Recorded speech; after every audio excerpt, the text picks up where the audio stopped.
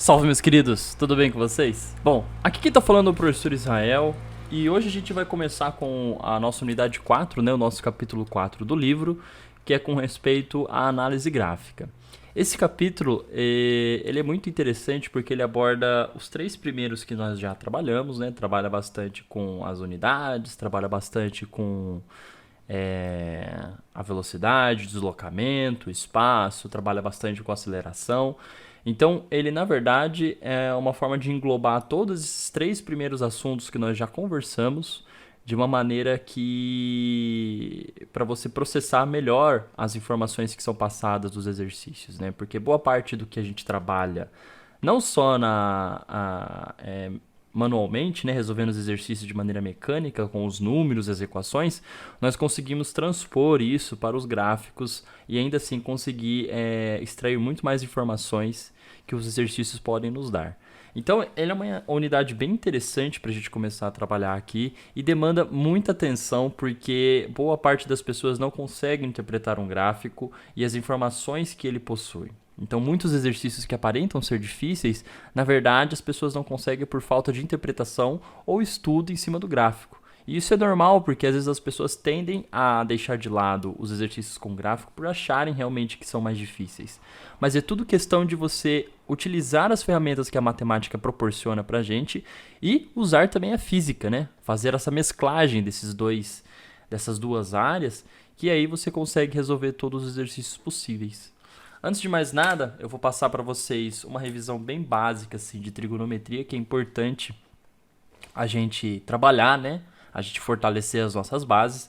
E se você quer trabalhar com gráfico e não sabe trigonometria, é muito bom você começar primeiro por trigonometria, que acaba sendo essencial para você resolver os exercícios. Tanto que nos vídeos anteriores, onde eu resolvo os exercícios, boa parte dos exercícios que tinham gráficos, você resolvia com trigonometria, principalmente Pitágoras. Então é importante a gente estar sempre trabalhando com isso.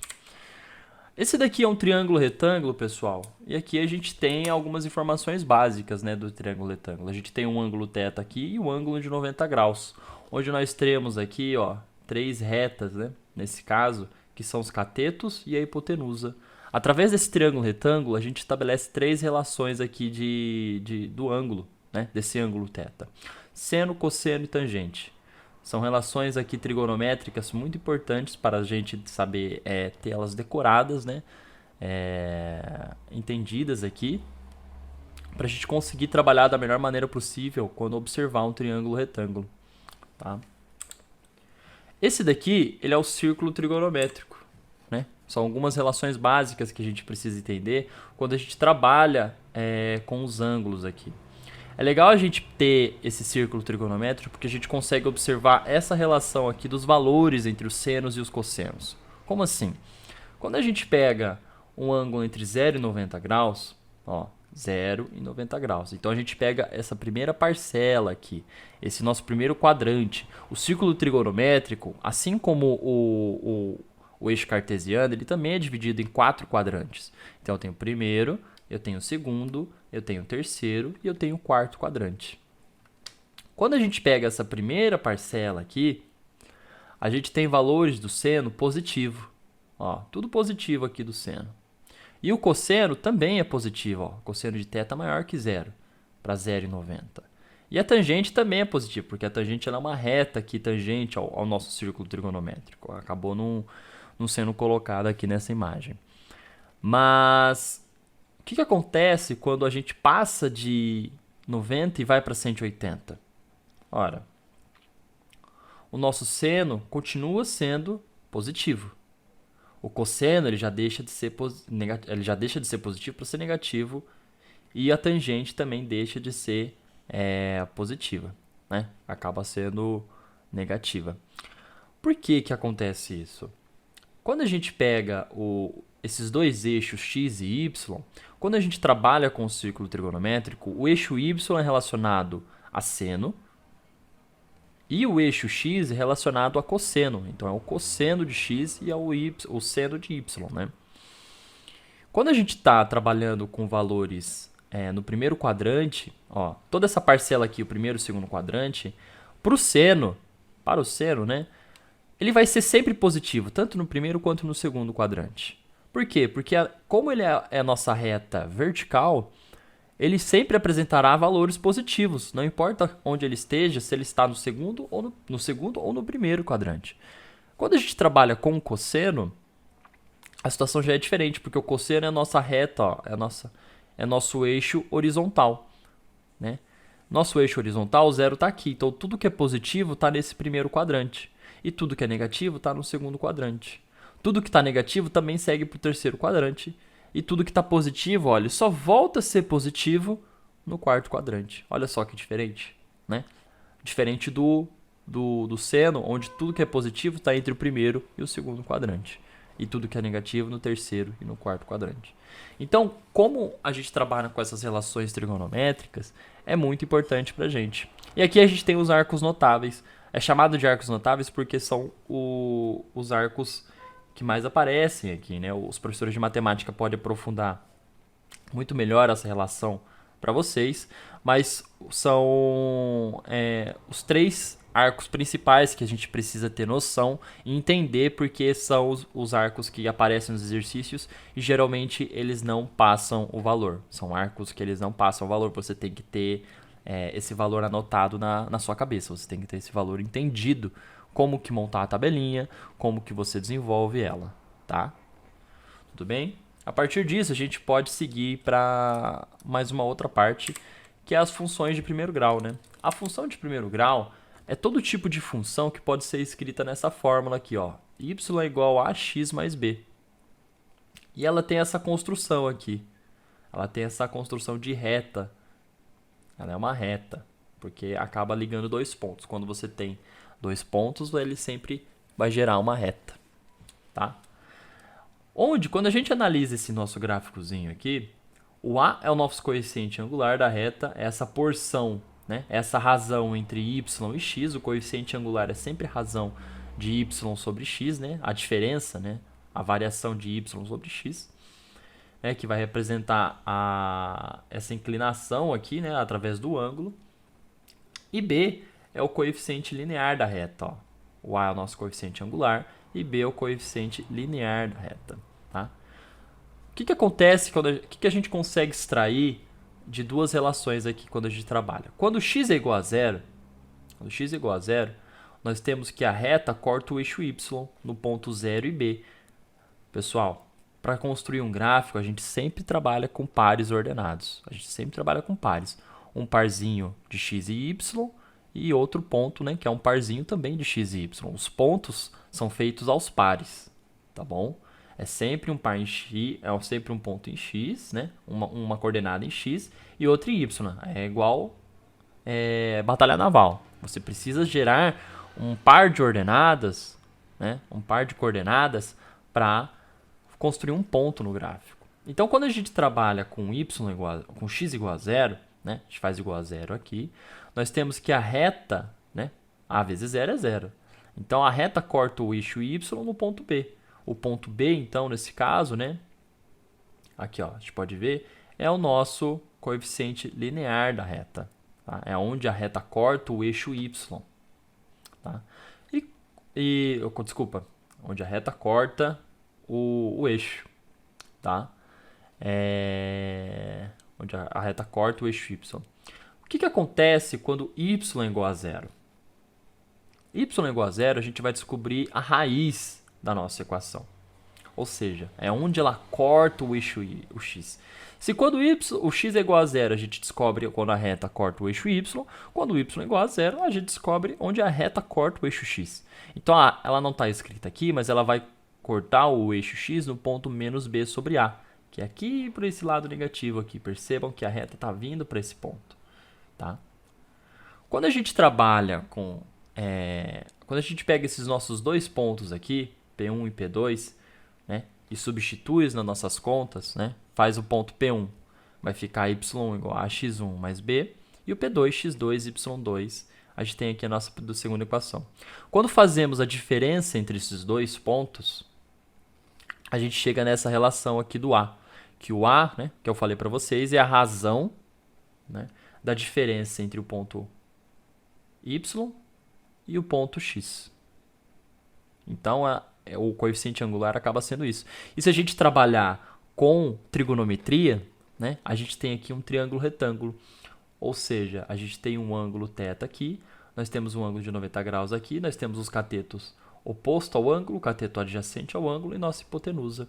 Então, se a gente trabalha aqui esse A, que é o coeficiente angular, essa diferença, essa razão da diferença é o coeficiente angular, e que também são os catetos, a gente pode trabalhar aqui. O que é cateto oposto por cateto adjacente? Ora, é tangente. Então, o coeficiente angular ele é numericamente igual à tangente desse ângulo. Então, são dados que, a princípio, podem, para as pessoas que estão vendo isso pela primeira vez, podem ser densos, mas quando você trabalha com exercício, as coisas vão se suavizando. É muita informação, mas é interessante vocês fazerem essas anotações e sempre estarem procurando outras fontes, né, outras leituras, outras referências, para acabarem tirando também as suas dúvidas, né, sobre esse assunto, além também de fortalecer a sua base com exercícios. Então, a função de primeiro grau, ela se explica justamente por isso, certo? Quando a gente trabalha agora com a física envolvida, né, ainda trabalhando com as equações de primeiro grau, a gente tem, em primeiro momento, os nossos gráficos de espaço por tempo, né? Nesse caso aqui, é como se fosse um exercício que a gente estivesse fazendo. Ó. Se a gente tem no nosso exemplo aqui uma partícula e ela percorre uma trajetória, né, a descrição do seu movimento ela pode ser feita por meio de estudo de como variam suas grandezas em função do tempo. Então, a gente pode construir a trajetória, né, como que a partícula percorre uma determinada trajetória, a partir dos dados, né, a partir de como que ela varia o seu espaço em função do tempo. Então, a gente constrói um gráfico em cima disso. Tá? Então, quando a gente tem aí uma equação, essa equação sempre gera um gráfico, porque a gente consegue construir um gráfico. A gente precisa mais de 2 pontos para construir uma reta. Né? Precisa de 2 pontos para fazer uma reta. Então, se a gente tiver 2 pontos na nossa equação aqui, a gente já conseguia construir uma retinha, né? Mas a equação que nós temos aqui, aquela equação do sorvete que eu passei para vocês nas aulas passadas de movimento uniforme, ela é muito utilizada para fazer esse tipo de construção de gráfico, tá? Por quê? Porque a gente consegue extrair muitas informações dele e construir o gráfico que representa essa trajetória. Então, nesse nosso exemplo aqui, a gente tem o S igual a menos 6 mais 4t, que é a expressão de movimento uniforme, ou seja, a gente tem um movimento constante aqui, tá? É uma reta, ela acaba sendo constante, ela não tem variações, ela só vai crescendo ou decrescendo. Então a gente percebe aqui, ó, que o nosso espaço inicial, quando a gente começa a contar o nosso tempo, ele está em menos 6, né? Aí deu 1 segundo, ele está em menos 2, ó. Deu 1 segundo ele está em menos 2. Deu 2 segundos, ele está em 2. E 6 segundos, ele está em 3. Se eu quero descobrir quando é esse ponto aqui, que ponto é esse que é onde a minha reta corta o eixo X, eu faço aquele mesmo esquema. Ou seja, eu zero o meu espaço, porque ele vai estar no espaço zero, né? E isolo o tempo aqui. Fazendo o isolamento do tempo, eu descubro onde a nossa reta corta o eixo X, né? Onde acontece essa mudança de sentido. Percebam que quando ela chega no eixo X, ocorre uma mudança do espaço. O espaço começa a ser positivo, conforme vai passando o tempo, tá? Isso são dados que a gente vai extraindo do nosso gráfico, tá? Como que a gente determina a velocidade? A partir de um gráfico igual aquele lá do espaço por tempo. Pessoal, por meio do gráfico, a gente pode fazer a relação de coeficiente angular. Ou seja, quando a gente trabalha com esse gráfico aqui, ó, esse nosso gráfico que a gente estava fazendo aqui, a gente também percebe um triângulo retângulo. Ó, notem aqui, ó, o nosso triângulo retângulo aqui. Ó. A gente tem um cateto oposto e o cateto adjacente ao nosso ângulo θ aqui. Que nesse caso pode, no exemplo que eu passei para vocês de trigonometria, era x e y. Mas aqui é o espaço por tempo.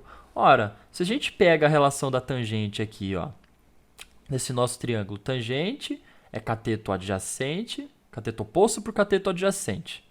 Né? S2 menos S1, T2 menos T1. Isso daqui é variação. Né? O maior menos o menor. Isso daí é variação. É o final menos o inicial. O espaço final menos o inicial. Isso é variação. Então a gente pode colocar como se fosse variação. Se a gente coloca como variação do espaço pela variação do tempo, isso é velocidade. Isso é a nossa equação da velocidade, pessoal. Então a gente pode entender que o nosso coeficiente angular de um gráfico do movimento uniforme de espaço por tempo, S por t, o coeficiente angular é numericamente igual à velocidade média desse móvel, tá? Porque vai ser a variação do espaço pelo tempo. A razão da variação do espaço pelo tempo, tá? Tudo bem? Então a gente pode seguir. Como que a gente determina a aceleração a partir de um gráfico de velocidade por tempo, né? Porque as situações acabam sendo diferentes. A aceleração ela vai ser a mesma coisa como a gente determinou a velocidade. Só que lembrem-se que a aceleração é variação de velocidade por tempo. Então, para a gente determinar a aceleração em um gráfico, a gente tem que ter em um eixo a velocidade e no outro eixo o tempo, tá? Tudo bem? A partir dessa mesma relação, a gente consegue extrair a nossa aceleração. Porque quando a gente faz a tangente desse nosso triângulo retângulo aqui, nós temos a variação da velocidade pela variação do tempo. Ora, variação da velocidade pela variação do tempo é a aceleração média, como a gente se assemelha aqui. Então a gente também pode entender que a aceleração ela é numericamente igual à tangente de um gráfico v por t. Tudo bem? Como que é a variação do espaço em dois tipos de gráfico diferentes, tá? A variação do espaço. Pessoal, o espaço percorrido em um gráfico, tanto no MRU quanto no MRUV, é sempre essa área que nós temos aqui, ó. O espaço percorrido é referente à área embaixo da curva. E um MRU, ou seja, o que acontece aqui? São dois movimentos diferentes, a gente precisa analisar por partes. Esse MRU aqui é o nosso movimento retilíneo uniforme, onde nós temos um gráfico V por T. V por T. Ou seja, a nossa velocidade aqui ela é constante. Ela não muda em função do tempo. Ó. Percebam que o tempo passa, mas a velocidade permanece a mesma. Entendeu? Quando a gente trabalha com o MRUV, ou seja, há uma variação da velocidade conforme o tempo por conta da ação da aceleração, o nosso gráfico ele deixa de ser uma reta e passa a ser uma curva, né? Uma curva exponencial ainda. Mas a variação do espaço permanece a mesma. Não a mesma, né? A forma de você entender que a área embaixo da curva é relativa ao espaço é a mesma tanto para o MRU quanto para o MRUV, em um gráfico V por T. Então, como assim? Ó? Quando a gente pega o nosso gráfico MRU aqui, ó, onde nós temos a nossa retinha constante, a gente sabe que o espaço percorrido é referente à área embaixo da curva. Por quê? Né? Como que a gente pega dois pontos aqui, ó, nosso T1 e nosso T2, a nossa variação do tempo, tá? Ora, a velocidade é a mesma. A área do retângulo ela é base vezes altura. Então, se a gente pegar aqui a nossa área do retângulo, é a base, que é a velocidade, né? Opa, desculpa. A base, que é T2 menos T1, que é a nossa variação do tempo, e a altura, que é a nossa velocidade, a gente pode trabalhar com a nossa equação da velocidade média, né? Se a gente faz uma manipulação algébrica aqui, a gente sabe que a área vai ser numericamente igual à variação do espaço, porque é quase a mesma coisa. Ó, se a gente pegar a nossa equação da velocidade, ó, velocidade média é ΔS por ΔT. ΔS é Vm por dt, né? Vm vezes dt. A velocidade média, o espaço, a variação do espaço, é a velocidade média vezes a variação do tempo. Olha só aqui, ó. A área é a velocidade vezes a variação do tempo. É a mesma coisa. Então, a área do gráfico ela é numericamente igual à variação do espaço percorrido. Por que que aqui é diferente? Você não pode fazer base vezes altura. Simplesmente por conta de não ser algo geométrico, uma figura totalmente geométrica. Para você fazer o cálculo da área dessa curva, a gente precisa trabalhar com conceitos que ainda não são passados para vocês. São conceitos mais complexos, que é a definição de integral. O fato de você cortar tudo isso daqui em partes infinitesimais, fazer a área de cada pedacinho infinitesimal e depois somar todas as áreas. Isso daí é um conceito que acaba sendo mais complexo e não é abordado tanto nos vestibulares. Não é abordado, às vezes, nem no ensino médio. É abordado mais em cursos mais superiores de engenharia, de física, matemática, enfim. Nas áreas das exatas, vocês têm mais proximidade com como você calcula o espaço dentro desse tipo de gráfico aqui. Mas é interessante saber que a forma de você calcular, né, a área embaixo dessa curva, tanto dessa curva quanto dessa, é relativa ao espaço percorrido. Tá? É relativa ao espaço percorrido. Tudo bem? Aqui nós temos um panorama do nosso movimento retilíneo uniforme, que são dados interessantes para a gente acabar fazendo aqui, né? Quando a gente trabalha com a análise do espaço por tempo, a gente tem a nossa função horária aqui, ó, S igual a S0 mais VT, que é a nossa função, né, do espaço por tempo, a nossa equação do sorvete, onde S0 e V são constantes, sendo uma função do primeiro grau, a gente não tem termos ao quadrado aqui, então o gráfico ele acaba sendo sempre uma reta. E aqui a gente pode tirar algumas coisas interessantes, né?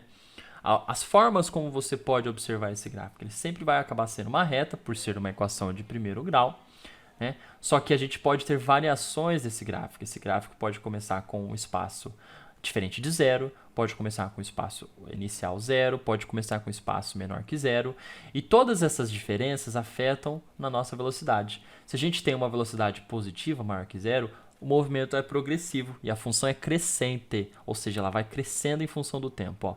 Percebam que todos os pontos aqui, mesmo com espaço menor que zero, ela está crescendo. Quando a gente tem um movimento retrógrado, a nossa função ela é decrescente.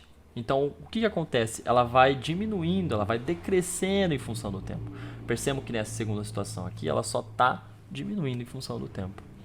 Como que a gente percebe no nosso MRU, como que a gente estuda o gráfico quando a velocidade é constante? MRU é movimento retilíneo uniforme, ou seja, a nossa velocidade em função do tempo, ela é constante, ela não muda, porque não tem presença de aceleração, pessoal. A aceleração aqui é nula, não existe aceleração em um movimento onde a velocidade é constante. Tenham isso em mente. Então, se não existe aceleração no movimento em que a velocidade é constante, a gente tem que o nosso gráfico V por T é simplesmente essa reta aqui, ó, porque ela não muda em função do tempo.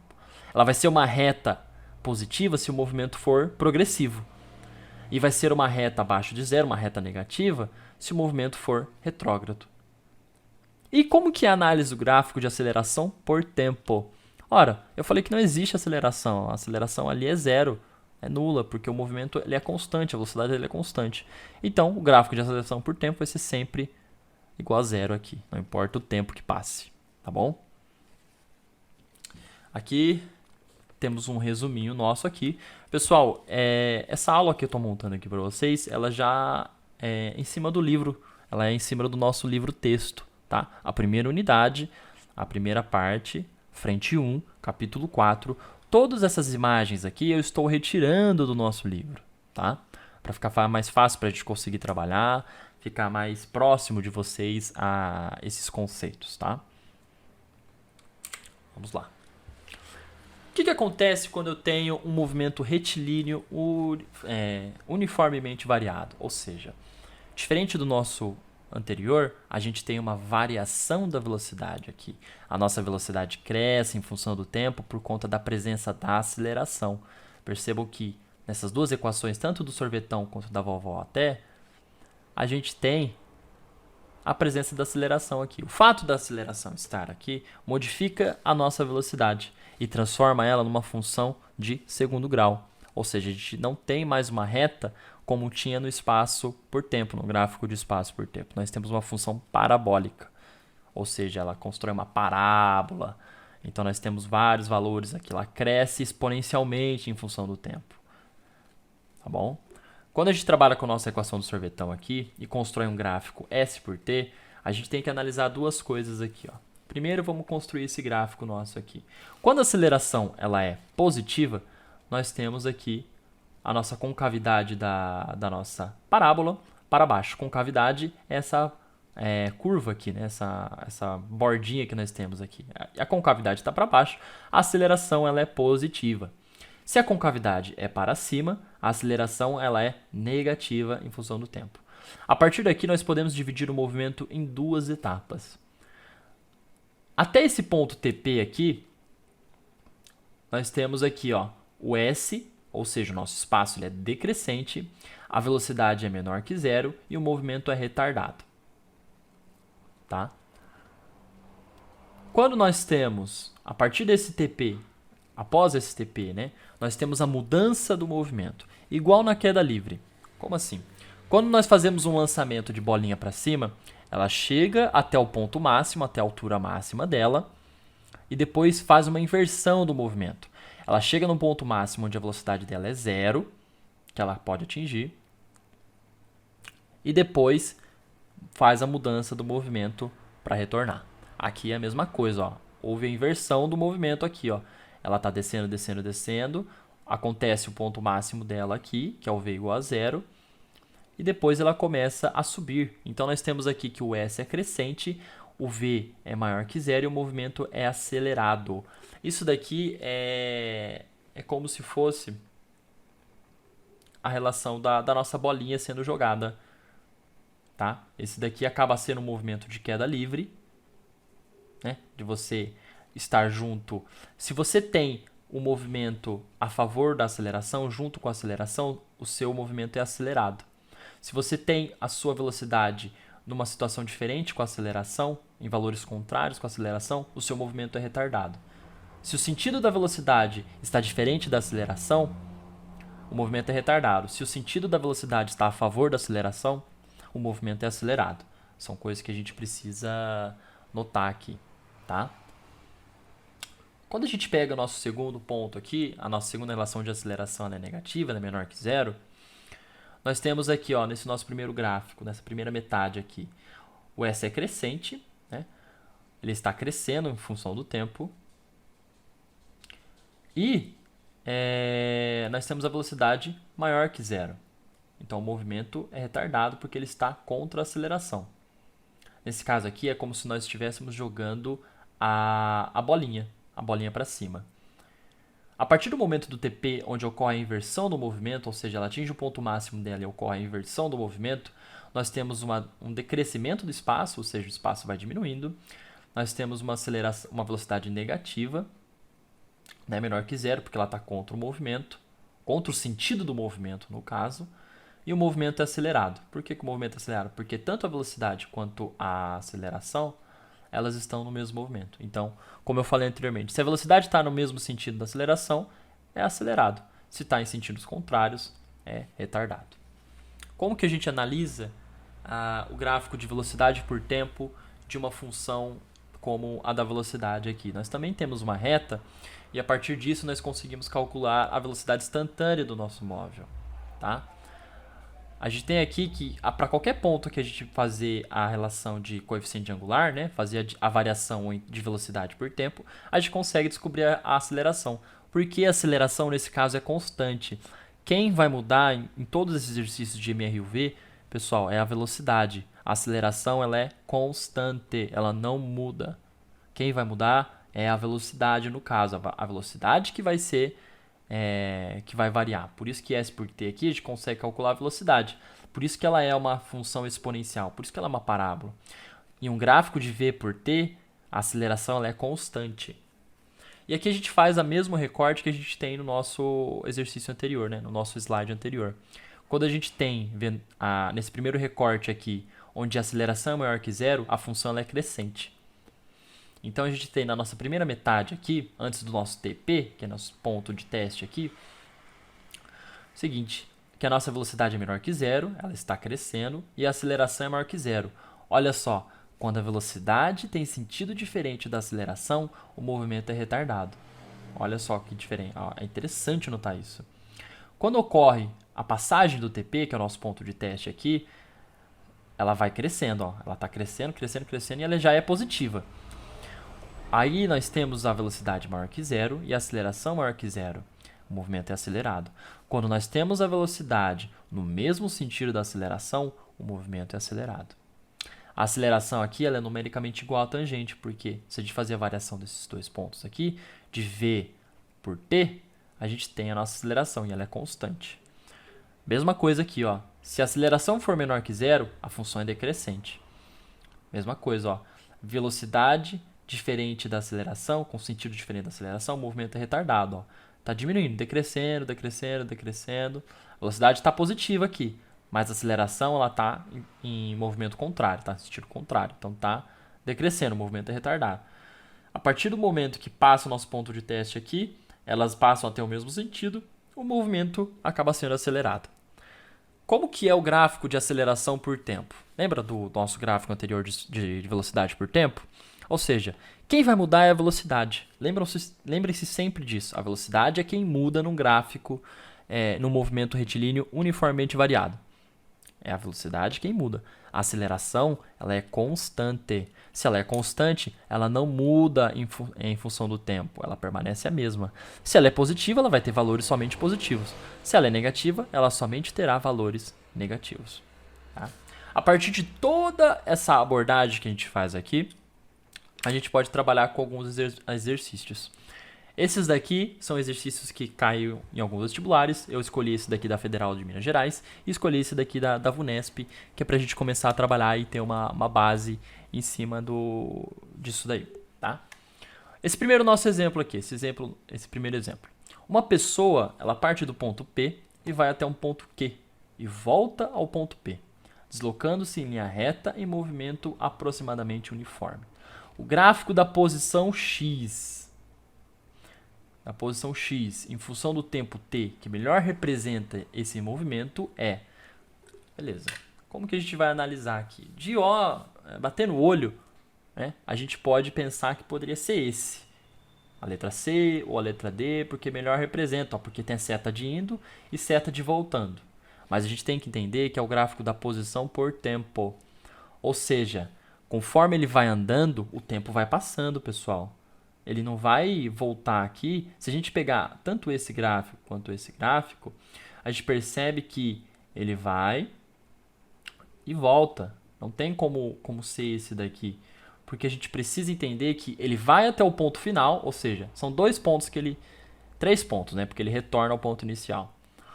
Ou seja, ele chega, sai do ponto P, que é o ponto inicial dele. Chega até o topo que ele vai, né? Chega até o topo máximo, passou um tempo, e depois ele decide voltar. Ou seja, ele decide voltar o espaço dele. Se ele decide voltar, o espaço dele vai diminuir em função do tempo. Ou seja, o tempo vai passar, mas o espaço dele vai diminuir, porque ele está voltando. E não é porque que ele está voltando que o gráfico precisa voltar também. Tá? A gente precisa entender isso.